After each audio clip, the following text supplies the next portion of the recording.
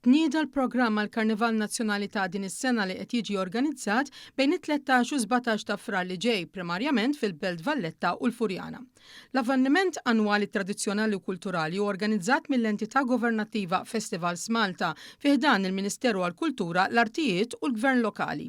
F'konferenza 2:00 tħabbar li fl-edizzjoni ta' din is-sena se jieħdu sem 39 kumpanija fost l-oħrajn fid-defilé tal-karrijiet isfin bil-kostumi u maskeruni fil-Belt Valletta. Tħabbar ukoll li din is-sena se jerġa' jsir il-Karnival fil-Ħamrum il-ħadd 8 ta' frar mill-10 ta' filgħodu sas-sija ta' wara nofsinhar, waqt li għall-ewwel darba is-Sibt 7 ta' frar se jsir il-Karnival ta' Billej fit-Triq il-Kbira San Giuseppe, it-triq prinċipali tal-Ħamrun u Santa Venera bil-karrijiet mixawlin. Permezz ta' fondi mid-Diviżjoni tal-Gvern Lokali, 50 kunsill lokali wkoll se jkunu qed itellaw attivitajiet varji relatati fil-lokalitajiet rispettivi.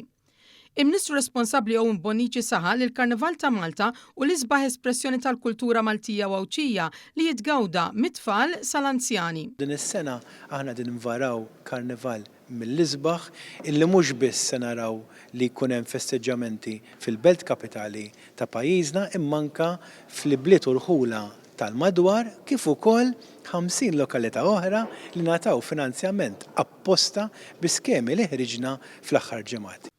Aron Zara, chairman ta' Festivals Malta stqar li l-Karnival joffri sfidi loġistiċi biex ikun organizzat minħabba n-numru kbir ta' nies li attendu, iżda jinsab gburi li jaqa' taħt il-portafol tiegħu hekk kif jiċċelebra waħda mill-aktar tradizzjonijiet antiki f'atmosfera ta' ferħ u briju li jaqgħat il-familji Maltin u Awċin.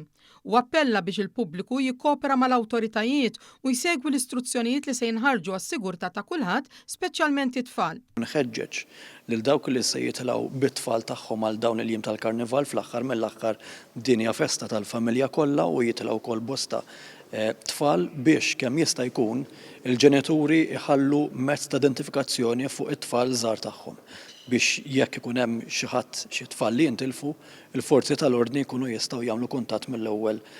Preżenti wkoll għall-konferenza tal-aħbarijiet kien hemm is-Segretarju Permanenti fih dan il-Ministeru Kevin Mahoney, il-Kap Eżekuttiv ta' Festivals Malta Franz Agius u d-Direttur Artistiku tal-Karnival Jason Busuttil.